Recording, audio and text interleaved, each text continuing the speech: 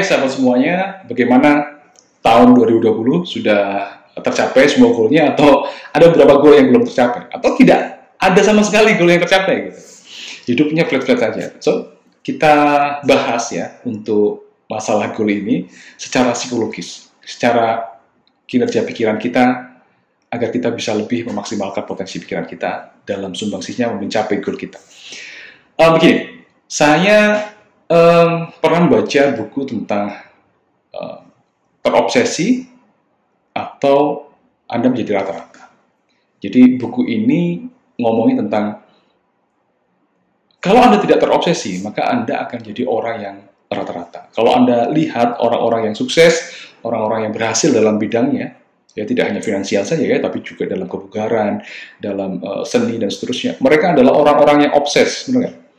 Yang dia lakukan tiap hari itu, yang dia pikirkan tiap hari itu, ngomongnya tentang hal itu. Gitu ya. Tidak ada waktu sedikit pun, ini kasarannya begitu ya, tidak ada waktu sedikit pun untuk tidak memikirkan hal yang dia suka itu, yang menjadi obsesnya itu tadi. Nah, karena dia obses di pikirannya hanya itu, maka fokusnya menjadi menyempit. Fokusnya menyempit ke suatu fokus tertentu saja, yaitu hal yang dia suka itu tadi.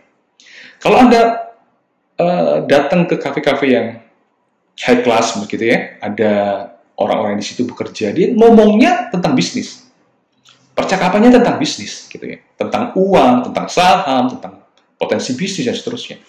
Lalu kalau Anda ke pusat kebugaran, di situ ada orang-orang yang badannya bagus-bagus gitu ya, ngomongnya tentang vitamin, ngomongnya tentang gimana membentuk massa otot, gimana cara latihan yang bagus, dan seterusnya. Kalau Anda datang ke komunitas seni, orang-orang yang suka seni, ngomongnya tentang lagu, ngomongnya tentang musik, ngomongnya tentang hal yang berbau seni. Kalau Anda ketemu orang-orang yang sangat sukses di bidang teknologi, dia ngomongnya tentang teknologi terbaru. Dia ngomongnya tentang bagaimana cara membuat ini dan itu dengan teknologi yang mereka miliki. Jadi sebenarnya untuk sukses itu diperlukan obses. Untuk sukses diperlukan tergila-gila. Kalau Anda tidak cukup tergila-gila dengan bidang yang Anda tekunin, maka Anda menjadi rata-rata. Gitu ya. Nah, kenapa orang-orang yang mungkin kerja di kantor, ya mereka hanya begitu-begitu saja, pangkatnya nggak naik gitu. Ya, mereka mungkin pingin naik pangkat, mereka mungkin pingin naik jabatan, menjadi lebih tinggi bayarannya, tapi itu hanya sekedar ingin saja, tidak ada obses di dalam pikirannya. Sama dengan pengusaha-pengusaha yang rata-rata. Mereka pingin memang meningkatkan omsetnya, mereka pingin memang naik profitnya berkali-kali lipat. Akan tapi ya kalau enggak pun nggak apa-apa gitu loh. Ya gini-gini aja udah oke. Tidak ada obses pikirannya. Ya. Nah, kalau kita nggak obses, mana mungkin kita bisa mencapai tingkat yang lebih tinggi, karena di dalam obses itu energi kita akan tercurahkan di situ. Nah, kebanyakan orang yang tidak meningkat ya yang dia inginkan atau tidak tercapai goalnya adalah karena mereka punya banyak fokusnya terpecah-pecah. Mereka punya banyak hobi yang digelutinya. Dan hobi itu tidak besar uang ya, tidak tidak ada hubungannya dengan goals mereka. Mereka banyak terdistract dengan urusan-urusan yang nggak penting. Mereka banyak nonton acara yang sifatnya hiburan ya, nonton film Korea episode 1 sampai 60 misalkan. Jadi kerjanya cuma itu aja gitu. Mereka ingin mendapatkan goalnya nggak? Mereka ingin, tapi ya tidak terobses, tidak fokus gitu. Kalau kita ngobrol sama orang-orang yang sukses, mungkin kita ambil contoh secara finansial ya, mereka sangat obses sekali. Jadi pikirannya cuma itu. Dan kenapa mereka obses? Ini penting ya. Ternyata ada faktor why-nya di situ. Selain obses, ternyata ada faktor why. Why ini yang membuat mereka obses. Ya, biasanya orang-orang yang saya sering jumpa orang-orang yang sangat kaya atau orang-orang yang sukses dalam usaha, mereka punya why. Dulunya mungkin dihina, dulunya mungkin diremehkan, dulunya mungkin tidak bisa membiayai keluarganya dan sebagainya, sehingga itu menjadi compelling reason, itu menjadi suatu alasan yang kuat sekali untuk mereka bangkit dari kondisi itu dan mereka harus mencapai goals itu. Karena mereka kalau tidak mencapai goals itu rasanya sakit sekali, gitu ya. Itu yang mendorong mereka untuk berpikir seperti itu, dan akhirnya mereka obses. Akhirnya mereka memikirkan itu terus-menerus. Goals itu ada di dalam pikiran mereka terus-menerus seperti itu. Nah, tapi ada juga orang yang obses tapi nggak kelihatan obses karena pikirannya itu sudah mengendap di bawah sadar dan itu sudah menjadi sesuatu yang alami. Ya, kalau misalkan kita waktu kecil udah diajari begitu sama orang tua kita, bagaimana bekerja keras, bagaimana mencapai goals, nilai-nilai kita tentang uang, nilai-nilai kita tentang kesehatan sudah tertanam di dalam pikiran bawah sadar kita, maka itu sudah secara otomatis berputar. Kita nggak nyadarin itu, tapi itu berputar. Maka kita melihat orang-orang yang beruntung, kita melihat orang-orang yang usaha sedikit kok bisa cepat ya naiknya dan seterusnya. Nah, itu adalah orang-orang yang obses, tapi obsesnya sudah tingkat bawah sadar, yang kadang-kadang kita nggak melihat kesuksesannya itu sebenarnya logis karena perilaku-perilakunya mendekatkan dia dengan sukses itu tadi. Tapi kita nggak melihat itu karena dia kayaknya nggak bekerja keras.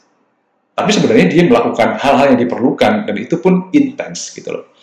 Nah, ini menarik lagi ya, saya pernah membaca bahwa orang yang sukses di bidangnya, orang yang kaya misalkan, itu tidak punya hobi selain hobi yang berhubungan dengan hal itu. Gitu. Bahkan saya sering bertanya pada teman-teman saya yang pengusaha yang sukses-sukses itu hobinya apa? Mereka nggak punya hobi. Mereka nggak pernah menikmati hidupnya dengan hobi. Ya, mereka tetap menikmati hidupnya dengan bekerja. Dengan bekerja mereka enjoy gitu, mendapatkan kebahagiaan. Tapi ketika mereka diajak bersenang-senang, misalkan melakukan hobi-hobi tertentu yang mereka tidak terlalu suka, mereka nggak mau. Gitu. Bagi mereka, waktu adalah hal yang sangat penting sekali.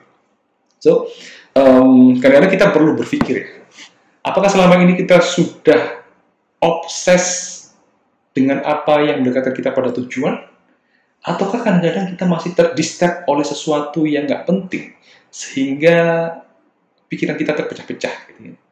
Karena begini, kalau kita ingin baik dalam satu hal, misalkan saya menulis saja deh, ketika saya menulis, maka fokus saya dalam, dan fokus saya panjang.